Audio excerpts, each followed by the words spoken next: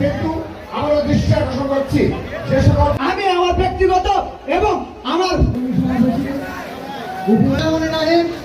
শিক্ষা চক্রবর্তী পতাকা সফল করার জন্য